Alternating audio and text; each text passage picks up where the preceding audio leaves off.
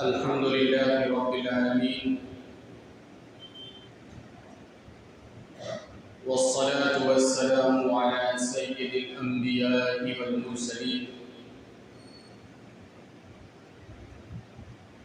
محمد وآله وأصحابه وأزواجه وذرياته وأهل بيته أجمعين.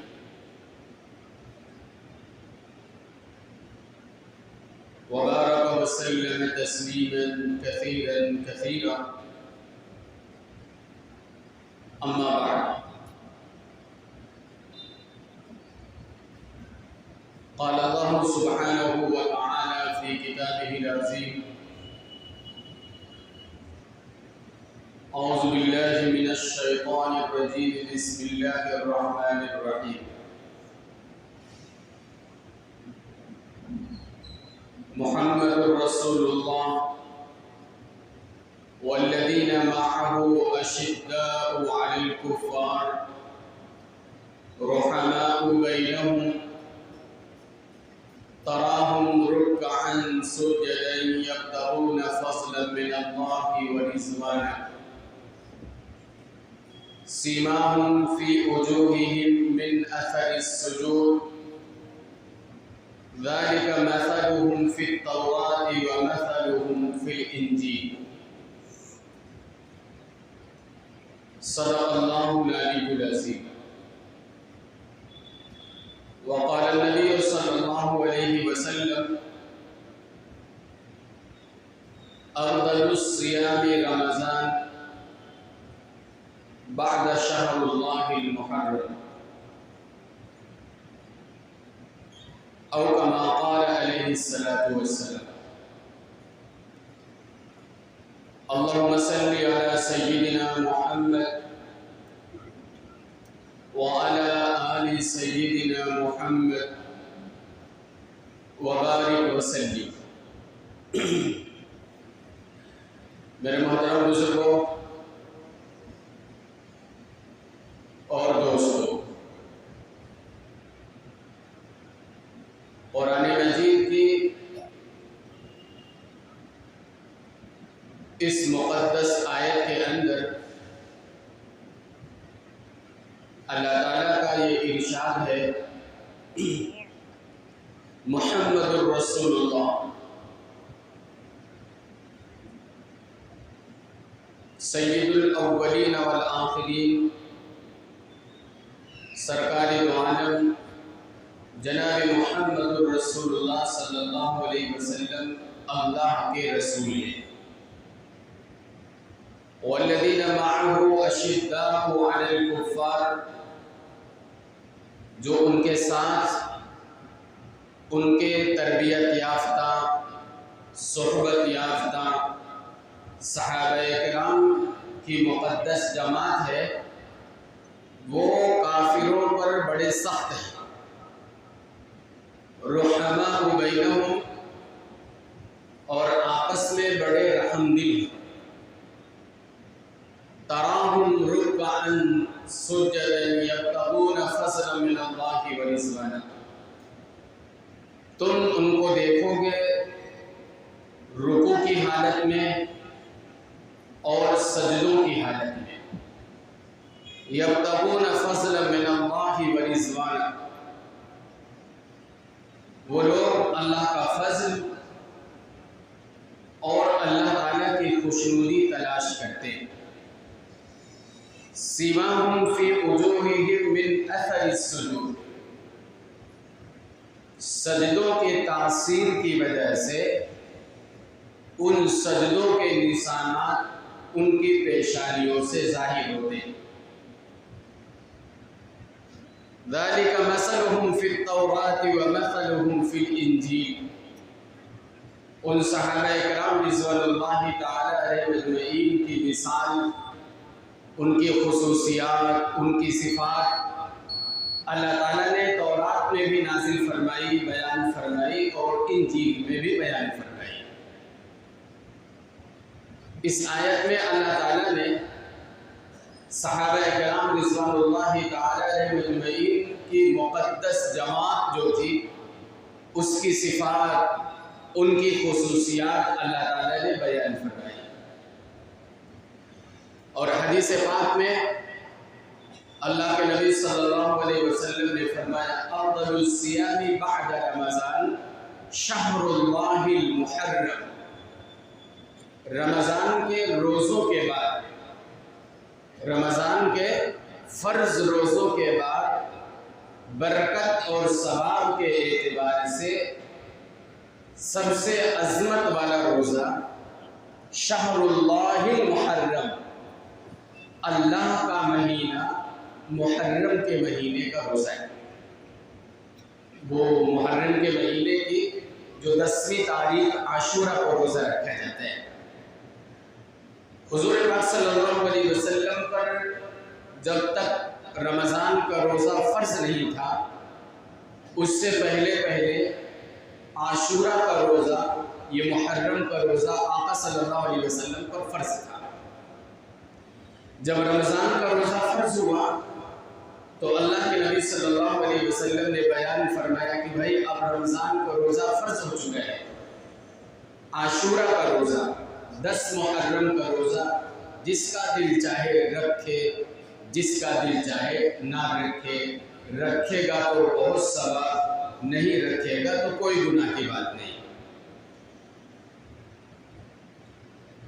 تو یہ مہینہ محرم الحرام کا مہینہ ہے۔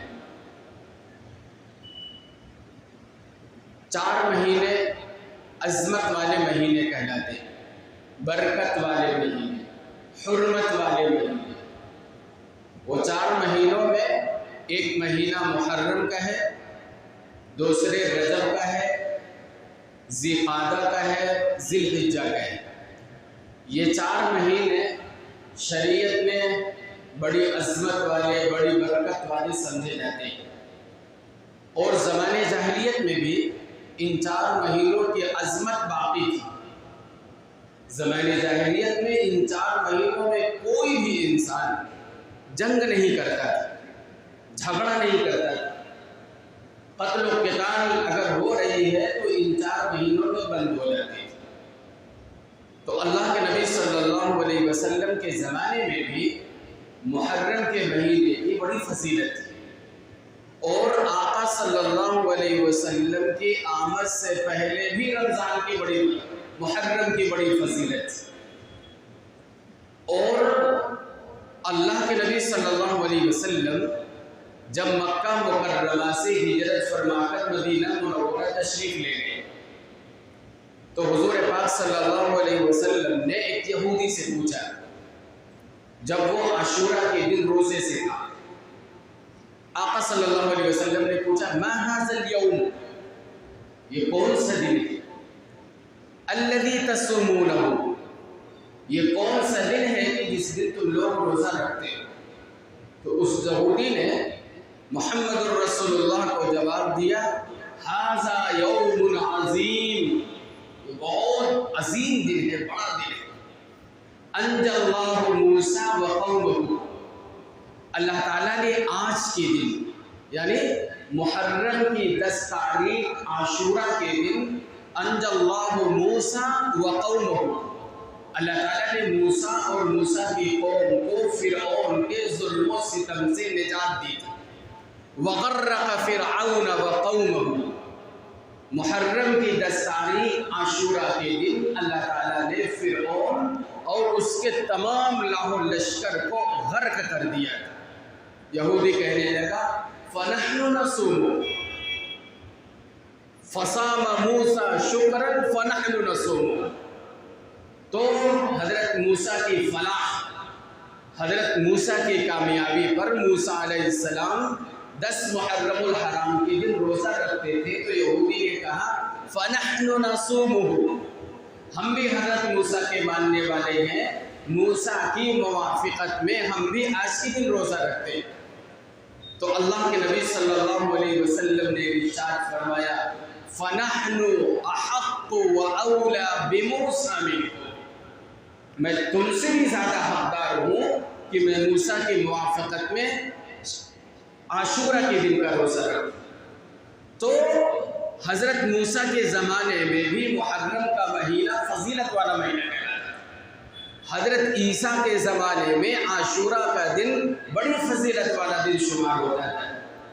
تو اللہ کے نبی صلی اللہ علیہ وسلم نے اپنے صحابہ سے فرمایا کہ عاشوراء کے دن یہودی لوگ روزہ رکھتے، عیسائی لوگ روزہ رکھتے، ہمیں ان یہودیوں کی، ان عیسائیوں کی عبادت میں بھی مخالفت کرنا ہے۔ سرکار دو عالم محمد الرسول اللہ صلی اللہ علیہ وسلم نے فرمایا لَإِن بَقِيتُ لَأَصُومَنَّ التَّاسِعَ، اگر میں زندگی رہی، میری زندگی اگر رہی تو آئندہ آنے والے سال میں 9ویں کو بھی روزہ رکھوں گا۔ تو آقا صلی اللہ علیہ وسلم نے فرمایا جو 10ویں کو روزہ رکھنا چاہتا ہے وہ 9ویں کو بھی روزہ رکھ لے اور 10ویں کو بھی رکھ لے، یا اگر 9ویں کو نہیں رکھ پایا ہے تو 10ویں اور 11ویں کو روزہ رکھے تاکہ ان یہودیوں اور عیسائیوں کی مخالفت ہے۔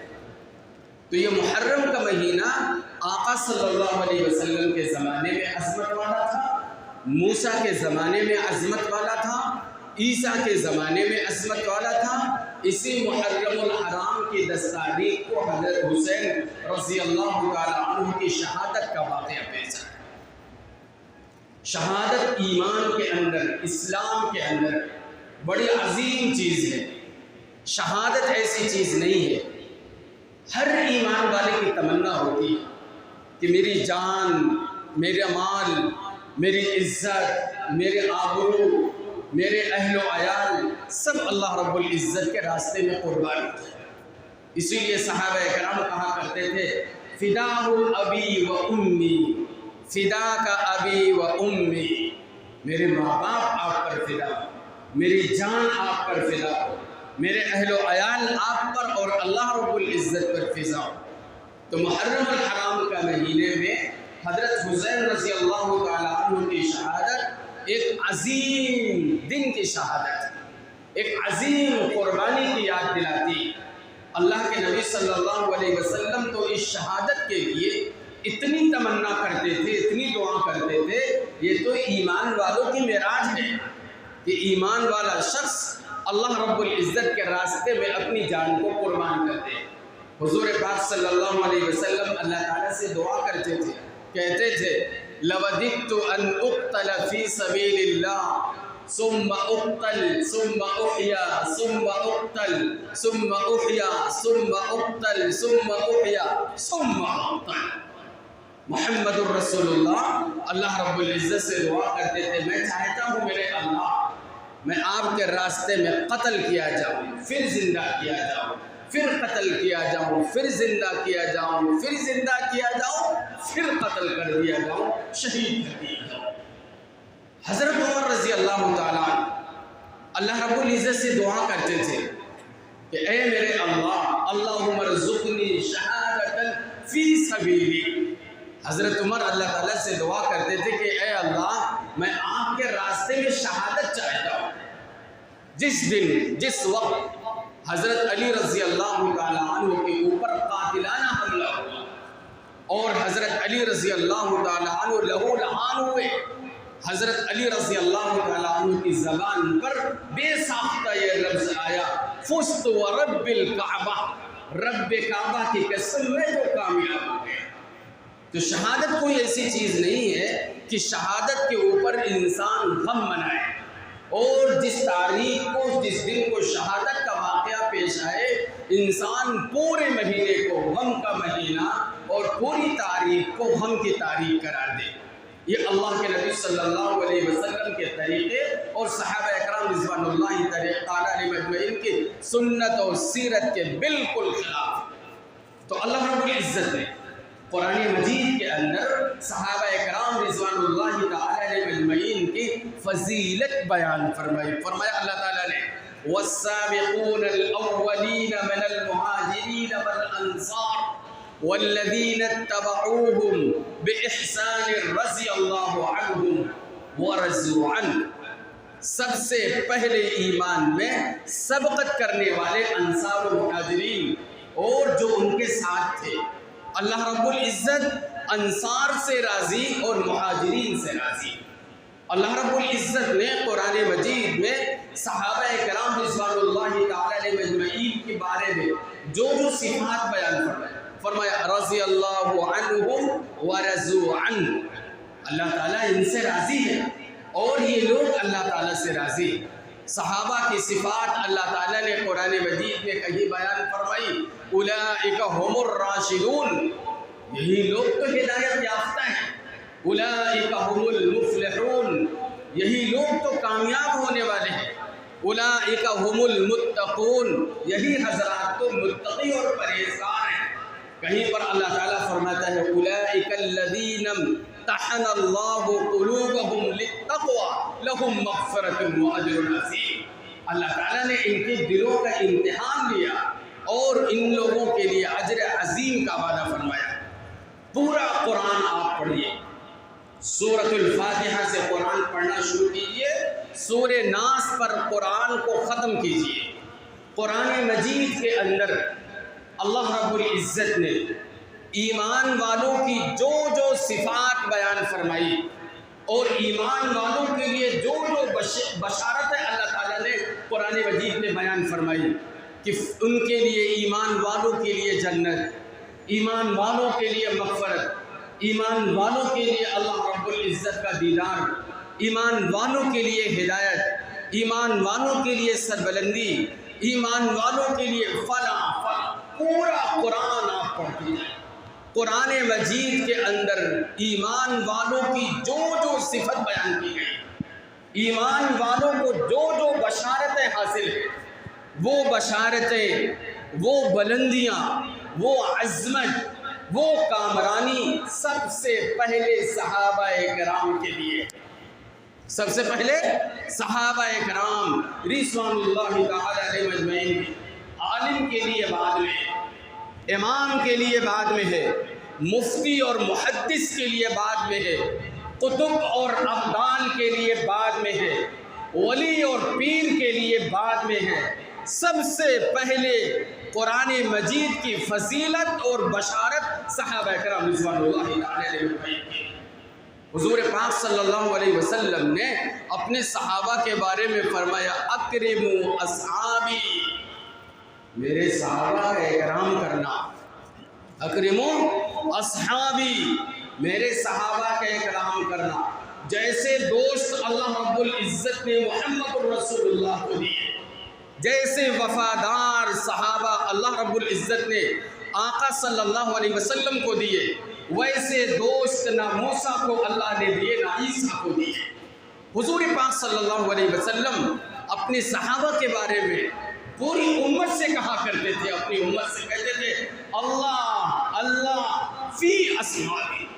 ہر جمعہ کے خطبے میں جمعہ کی سیڑھی پر کھڑا ہو کر مسجد کا امام ہر خطبے میں یہ آیت پڑھتا ہے، یہ حدیث پڑھتا ہے، کہتا ہے اللہ اللہ فی اصحابی، اتقوا اللہ فی اصحابی۔ آقا صلی اللہ علیہ وسلم کہتے تھے میرے صحابہ کے بارے میں اللہ سے ڈرو، میرے صحابہ کے بارے میں اللہ سے ڈرو، اللہ اللہ فی اصحابی۔ آقا صلی اللہ علیہ وسلم نے فرمایا لا تتخذوہم من بعدی غرضا، میرے بعد ایک دوسرے کی گردنیں مت مارنا، میرے بعد ایک دوسرے کو گالی شب و ستم مت کرنا۔ فمن احبہم فبحبی احبہم، جس نے صحابہ سے محبت کی اس نے مجھ سے محبت کرنے کی وجہ سے میرے صحابہ سے محبت کی۔ ومن ابغضہم فببغضی ابغضہم، جس نے صحابہ سے بغض رکھا، جس نے صحابہ سے نفرت کی، جس نے صحابہ کو گالیاں دی، حضور پاک صلی اللہ علیہ وسلم نے فرمایا فمن ابغضہم فببغضی ابغضہم، جس نے میرے صحابہ سے بغض رکھا اس نے مجھ سے بغض رکھنے کی وجہ سے میرے صحابہ سے بغض رکھا۔ آقا صلی اللہ علیہ وسلم نے فرمایا من آذاہم فقد آذانی، جس نے میرے صحابہ کو تکلیف پہنچائی اس نے مجھے تکلیف پہنچائی۔ ومن آذانی فقد اذى اللہ، جس نے محمد الرسول اللہ کو تکلیف پہنچائی اس نے اللہ کو تکلیف پہنچائی، اور جس نے اللہ کو تکلیف پہنچائی آقا نے فرمایا فَيُوشِكُ أَن يَأْخُذَهُ، قریب ہے کہ اللہ رب العزت کا دردناک عذاب اس کو اپنی چپیٹ میں لے لے۔ آقا صلی اللہ علیہ وسلم نے فرمایا مثل اصحابی فی امتی کالملح فی الطعام، میرے صحابہ کی مثال میری امت میں کھانے میں نمک کی طرح ہے۔ کتنا بھی مزیدار لذیذ کھانا پکا دیا جائے، قیمتی کھانا، اس کھانے کے اندر اگر نمک نہیں ڈالا گیا، کھانے کے اندر کوئی ذائقہ نہیں۔ محمد الرسول اللہ نے فرمایا میرے صحابہ کے راستے سے چھوڑ کر کسی بھی انسان کا نہ تو دین مکمل نہ تو ایمان مکمل۔ حضور پاک صلی اللہ علیہ وسلم، بڑا تاریخی واقعہ، ہر انسان جانتا ہے۔ آپ ایک راستے سے گزرتے تھے، روزانہ ایک گھر سے ایک بوڑھی ماں کوڑا کرکٹ پھینکتی تھی۔ محمد الرسول اللہ صلی اللہ علیہ وسلم کوڑا کرکٹ جھاڑ کر کے آگے نکل جاتے تھے۔ تقریباً 5 سے 6 مہینہ تک ہوتا رہا۔ جس دن اس بوڑھی ماں نے اپنے گھر سے کوڑا نہیں پھینکا، محمد الرسول اللہ صلی اللہ علیہ وسلم اس بوڑھی ماں کے گھر جا کر اس کی عیادت کرنے پہنچتے۔ دروازہ کھٹکھٹاتے ہیں، بیٹا پوچھتا ہے کون؟ کہتے ہیں میں محمد ہوں۔ کیوں آئے ہو؟ آج کوڑا کرکٹ اوپر سے نہیں آیا، خیریت پوچھنے آیا۔ جو آدمی محمد الرسول اللہ کو 6 مہینے تکلیف دیتا رہا، جب وہ بیمار ہوا آقا صلی اللہ علیہ وسلم اس کے گھر پر پیدل چل کر عیادت کرنے کے لیے آئے۔ آقا صلی اللہ علیہ وسلم کے پاس چند مہینوں یا سالوں کے بعد ایک جنازہ لایا گیا۔ حضور پاک صلی اللہ علیہ وسلم جنازے کی نماز پڑھنے کے لیے آگے تشریف لے جاتے ہیں۔ ایک صحابی نے روکا، اے اللہ کے نبی صلی اللہ علیہ وسلم، یہ بڑا مردود انسان ہے، یہ حضرت عثمان رضی اللہ تعالیٰ عنہ کو گالیاں دیتا ہے، یہ حضرت عثمان کو برا بھلا کہتا ہے۔ رحمت للعالمین محمد الرسول اللہ صلی اللہ علیہ وسلم جنازہ پڑھنے سے انکار کر دیتے ہیں، پیچھے ہٹ جاتے ہیں۔ بات جب اپنی تکلیف کی آئی، آقا صلی اللہ علیہ وسلم نے معاف کر دیا۔ بات جب صحابہ کی آئی تو محمد الرسول اللہ نے جنازہ پڑھنے سے انکار کر دیا۔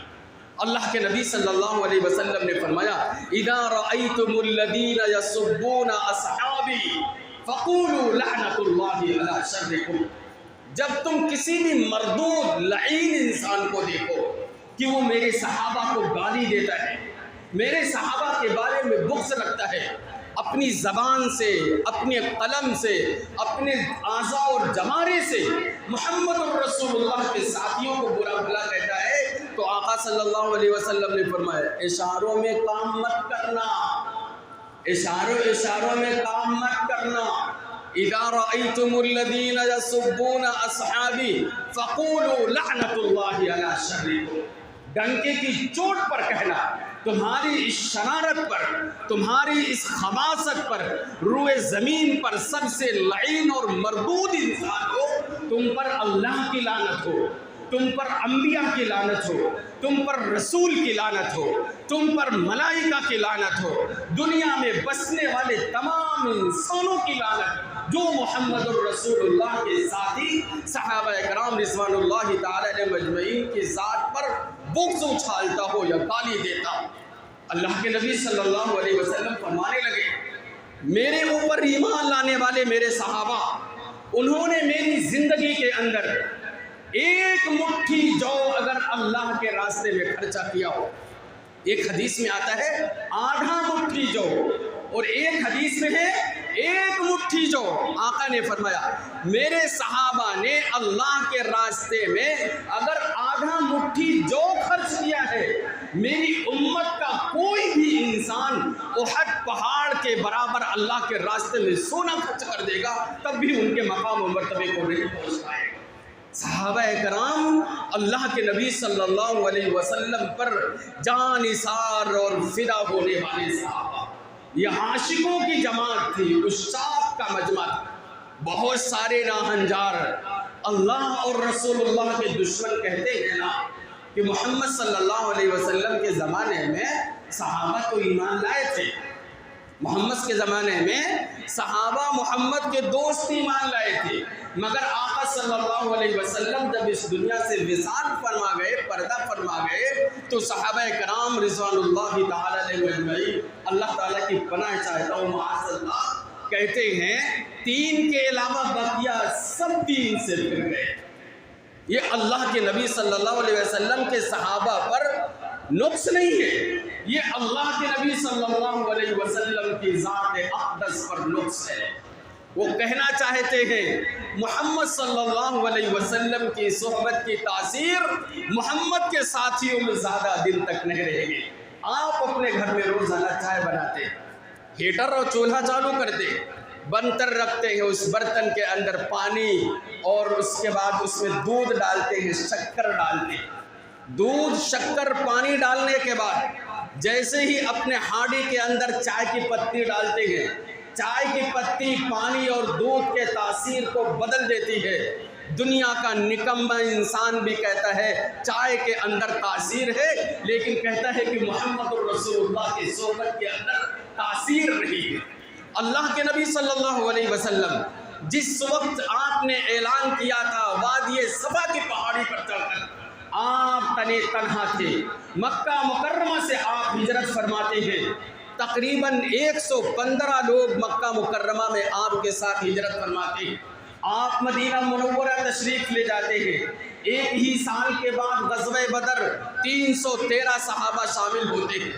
چند ہی سال کے بعد غزوہ احد ہوتی ہے، تقریباً 750 صحابہ، خیبر میں 5000 سے زیادہ صحابہ۔ 8 سال کے قلیل مدت میں حضور پاک صلی اللہ علیہ وسلم مکہ کو فتح کرتے ہیں۔ 1,44,000 صحابہ کرام رضوان اللہ تعالی علیہ مجمعین آپ کی صحبت میں۔ جب آقا اس دنیا سے وفات پائے، اس دنیا سے پردہ فرمائے، محمد الرسول اللہ کے ساتھی محمد سے اتنی محبت کرتے تھے نا، ایک صحابی بکری چرانے کے لیے گئے تھے، کسی نے کہہ دیا کہ اللہ کے نبی صلی اللہ علیہ وسلم اس دنیا سے رخصت فرما گئے، آپ کا انتقال ہو گیا، وصال فرما گئے۔ وہ صحابی وہی کھڑے ہو کر اپنے ہاتھ کو اللہ تعالیٰ کے پاس اٹھا کر دعا کرنے لگے، کہنے لگے اے میرے اللہ، میری آنکھ کی روشنی تو زائل کر دے، اب میری آنکھ میں روشنی رہ کر کیا کرے گی جب میں اپنی آنکھوں سے محمد الرسول اللہ کو نہیں دیکھ پاؤں۔ جو قربانیاں صحابہ نے دی، اس امت کا کوئی یہ فرد قربانی نہیں دے سکتا۔ اسی لیے اللہ کے نبی صلی اللہ علیہ وسلم اپنے صحابہ کے بارے میں کہتے تھے اکرموا اصحابی، اکرموا اصحابی۔ جو فاقہ صحابہ نے برداشت کیا، حضرت علی رضی اللہ تعالیٰ عنہ فاطمہ کے گھر اپنی گھر آئے، حسن اور حسین چھوٹے چھوٹے بچے، حضرت علی کو دیکھتے حضرت حسن اور حضرت حسین رونے لگے۔ حضرت علی نے حضرت فاطمہ سے پوچھا کیا بات ہے؟ حضرت فاطمہ کہنے لگی گھر میں کوئی چیز کھانے کے لیے نہیں، یہ حسن حسین چھوٹے چھوٹے ہیں نا، یہ بھوک کی وجہ سے تل ملا رہے ہیں۔ حضرت علی رضی اللہ تعالیٰ عنہ باہر گئے، درہم و دینار کہیں سے محنت مزدوری کر کے لائے، پھر حضرت حسین کے لیے کھانے کا انتظام کیا۔ اللہ کے نبی صلی اللہ علیہ وسلم کے صحابہ کہتے ہیں نا، کبھی کبھی ہمیں کھانے کے لیے کھانے میں صرف درخت کے پتے اور چھال ملا کرتی تھی، درخت کے پتے اور چھال کھا کھا کر صحابہ فرماتے ہیں ہمارے جبڑے پھٹ جایا کرتے تھے۔ محمد الرسول اللہ کے ساتھیوں کفار مکہ نے جو جو تکلیفیں پہنچائی، اس امت کا کوئی انسان اس تکلیف کے مرحلے تک نہیں پہنچ پائے۔ اللہ رب العزت سے دعا فرمائے کہ میرے اللہ جب تک ہم زندہ رہیں، ہمارے دل کے اندر، دماغ کے اندر، ذہن کے اندر، روئے روئے کے اندر، بال کی ایک ایک کھال کے اندر، گوشت کی ایک ایک بوٹی کے اندر صحابہ اکرام رضوان اللہ تعالی علیہ مجمعین کی عظمت، ان کی وقاحت، ان کا ادب، ان کا احترام اللہ تعالی ہمارے دلوں میں زندہ اور پائندہ رکھے۔ جب بھی ہمیں اس دنیا سے اٹھائے، اللہ اپنی محبت کے ساتھ، اپنے آقا محمد الرسول اللہ کی محبت کے ساتھ اور صحابہ اکرام کی محبت کے ساتھ ہمیں اس دنیا سے۔ ایک بات بولتا ہوں، بات ختم کرتا ہوں۔ محمد الرسول اللہ صلی اللہ علیہ وسلم جب اس دنیا میں تشریف لائے تھے نا، یہی صحابہ اکرام جنہیں اللہ کے نبی صلی اللہ علیہ وسلم کی صحبت نہیں ملی تھی، کہتے ہیں نا گھوڑا آگے بڑھ جاتا تھا اس کے لیے جنگ ہونے لگتی، پانی ہمارے گھاٹ سے بکری اور اونٹ نے کیسے پیا اس کے لیے جھگڑا ہو جاتا تھا۔ محمد الرسول اللہ کی صحبت میں جب کوئی انسان آ جاتا تھا نا تو صحابہ کی زندگی میں کتنی تبدیلی آتی. واقعہ بتاتا ہوں، بات ختم کرتا ہوں. اللہ کے نبی صلی اللہ علیہ وسلم کے ایک صحابی حضرت طلحہ رضی اللہ تعالیٰ گھر میں ان کے مہمان آئے، اور مہمان کے لیے اتفاق سے گھر میں صرف 2 روٹی تھی، ایک بچے کے حصے کی تھی اور ایک اہلیہ کے حصے. مہمان آ گئے.